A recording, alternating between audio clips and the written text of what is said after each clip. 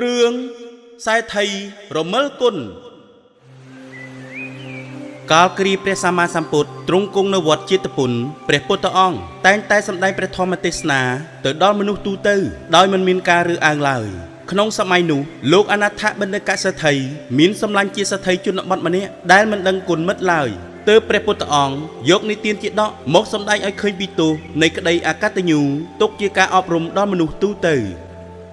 មនាលភិក្ខុតើអ្នកទាំងឡាយកំពុងជជែកគ្នាអំពីរឿងអ្វីដែរ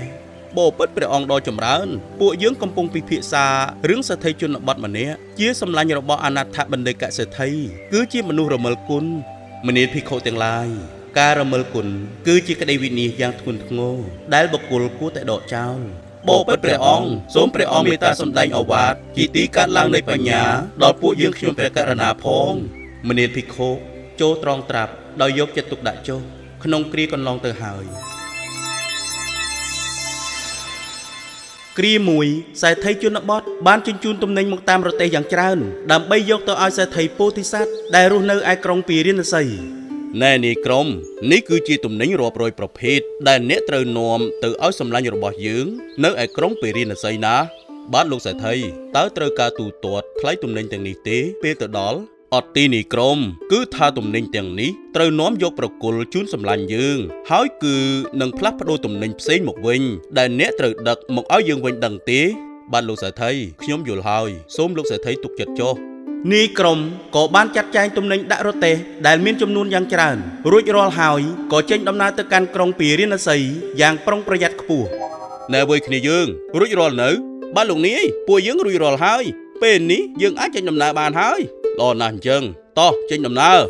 នៅទីបំផុតក្រុមរទេះក៏បានដឹកទំនិញមកដល់ក្រុងពារាណសីដោយសុវត្ថិភាពទើបនាំគ្នាបរទេះសម្ដៅទៅកាន់ភូមិគ្រឹះរបស់លោកសេដ្ឋីក្រុងពារាណសីតែម្ដង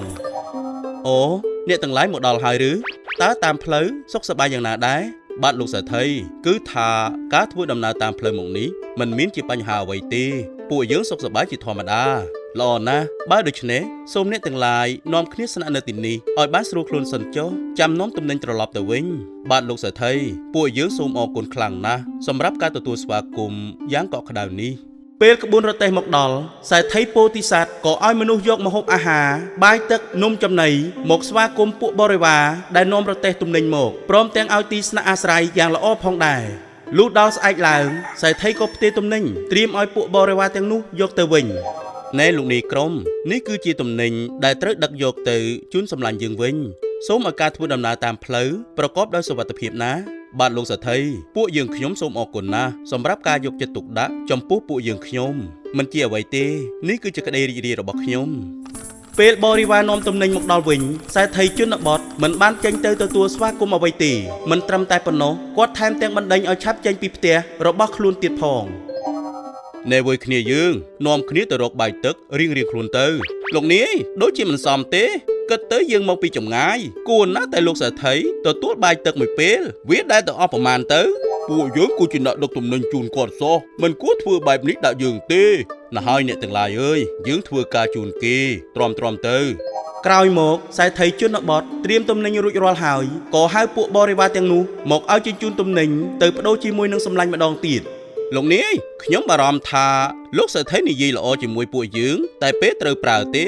ខ្ញុំក៏គិតអញ្ចឹងដែរលោកនាយបើដូច្នេះមានតែយើងកុហកគាត់ម្ដងទៅយ៉ាងម៉េចដែរចាំមើលយើងគិតមើលសិនថាគួរធ្វើយ៉ាងណាទើបជាការប្រមានដ៏ល្អមួយចំពោះលោកសេដ្ឋីនេះពួកបរិវារខ្លាចក្រែងលោកសេដ្ឋីធ្វើដាក់ខ្លួនដូចមុនទៀតក៏នាំគ្នាកុហកសេដ្ឋីថាចោលប្លន់ទំនិញទាំងអស់ហើយក៏នាំយកទំនិញទាំងនោះទៅចែកគ្នាអស់ទៅទីបំផុតសេដ្ឋីជនបទមិនបានទំនិញត្រឡប់មកវិញឡើយសូម្បីតែក្រណាត់មួយកីអ្នកមានបញ្ញាតែងតែចេះផ្ដល់ឧបការៈគុណដល់មិត្តដែលបំពេញប្រយោជន៍ដល់ខ្លួនចំណែកជនអកតញ្ញូតែងតែបង្ហាញអិរិយាបថរមិលគុណពេលដែលប្រយោជន៍បានដល់ខ្លួនហើយអកតញ្ញូជាក្តីវិនិច្ឆ័យយ៉ាងធ្ងន់ធ្ងរចំពោះបុគ្គលណាដែលមានវាហើយដូច្នេះចូលដកអកតញ្ញូចេញពីសន្តានចិត្តរបស់ខ្លួន